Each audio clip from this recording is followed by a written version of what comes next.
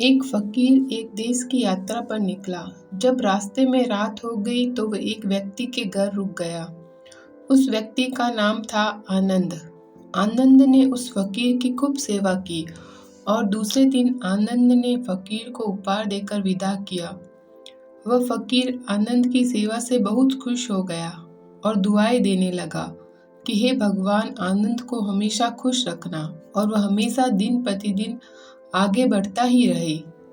इस बात पर आनंद हंसने लगा और फकीर से आनंद बोला, हे फकीर, जो है वह भी अब नहीं रहने वाला। इस बात पर फकीर आनंद की तरफ देखता ही रहा और वह वहां से आगे चला गया। कुछ साल बाद फिर फकीर आनंद के घर आया और देखा सारा धन और सारी संपत्ति सब कुछ चला गया है। आनंद एक गांव के ही बड़े जमींदार के यहाँ नौकरी कर रहा है। वह फकीर आनंद से मिलने के लिए वहां चला गया।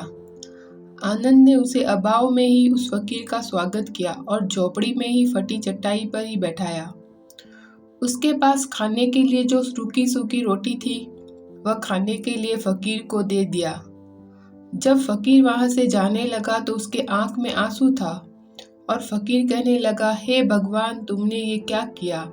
तो आनंद फिर हंसने लगा और कहने लगा, अरे फकीर, तू क्यों दुखी हो रहा है?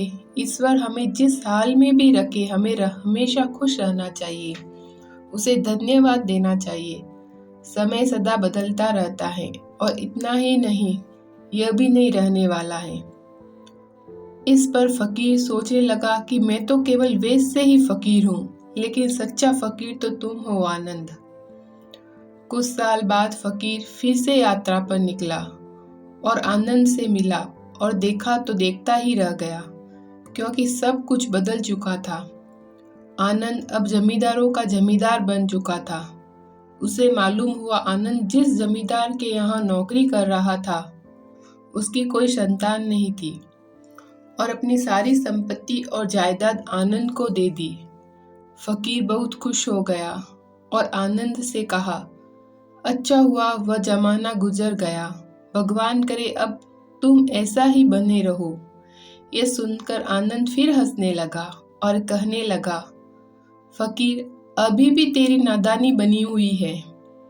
फकीर ने फिर आनंद से पूछा, क्या यह भी नहीं रहने वाला? तो आनंद ने उत्तर दिया, हाँ, या तो यह चला जाएगा या फिर इसको अपना मानने वाला ही चला जाएगा। यहाँ कुछ भी रहने वाला है ही नहीं। अगर कोई चीज शाश्वत है तो वह है हमारी आत्मा, वह है हमारी मन की शांति, वह है हमारे मन का सुकून, और बाकी जो कुछ भी है हमेशा यही नहीं रह सकता। फकीर ने आनंद की बातों को बहुत ही ध्यान से सुना और वापस चला गया।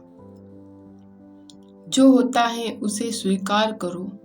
कुछ सालों के बाद फिर फकीर जब वह उस गांव में से गुजरा तो आनंद का महल तो है, लेकिन उसमें आनंद ही नहीं है। उसमें कबूतर गुटरगू कर रहे हैं। आनंद अब इस दुनिया में नहीं रहा। उसकी मृत्यु हो चुकी थी। वह फकीर मन ही मन सोचने लगा कि यह एक इंसान जिंदगी पर कितना दौड़ता रहता है और रोता रहता है, दुखी होता रहता है। जिन चीजों के लिए इंसान तड़पता रहता है, दुखी होता रहता है, वास्तव में वह चीज जो हमेशा रहने वाली है ही नहीं। वे सारी चीजें बदलने वाली है। ये कहानी ये शिक्षा देती है कि हमारे जिंदगी में जब भी कोई मुश्किल, तकलीफ या दुख आए तो हमें यह सोचना चाहिए कि जिंदगी में इससे पहले मुश्किलें या उलझनें आई तो क्या वे हमेशा रुकी रही? जैसे सारी मुश्किलें आकर चली गई, वैसे ही यह भी मुश्किल चली जाएगी। यह भी हमेशा रहने वाली नहीं है। तो आप हमेशा याद रखिए कि जिंदगी में कितना भी बड़ा दुख क्यों न हो, वह हमेशा रहने वाला नहीं है। ये दुख भी चले जाएंगे। एक बार अकबर ने बीरबल से कहा कि बीरबल, आज कुछ ऐसा लिखो कि जब मैं खुशी में पढ़ूं तो दुख और जब मैं दुख में पढ़ूं तो खुशी हो। तो बीरबल ने लिखा, यह वक्त भी बीत जाएगा। ये एक ऐसा वाक्य है, जब इसे खुशी में पढ़ेंगे तो दुख होगा और दुख में पढ़ेंगे तो खुशी होगी। मुझे उम्मीद है कि आप सभी को आज की ये कहानी बहुत पसंद आई होगी। यदि पसंद आई है तो कृपया आप इस कहानी को सबके साथ शेयर जरूर करें।